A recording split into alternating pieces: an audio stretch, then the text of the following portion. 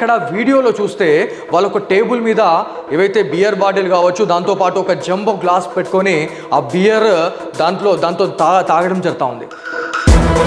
వాళ్ళు తాగుతున్న టైంలో అక్కడ శ్రీరామచంద్రుని పట్టాభిషేకంకి సంబంధించినటువంటి ఒక పెద్ద పోస్టర్ ఉంటుంది.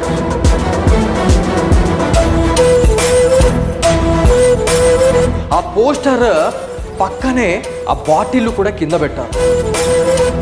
నమస్తే, వెల్కమ్ టు సిగ్నేచర్ స్టూడియోస్.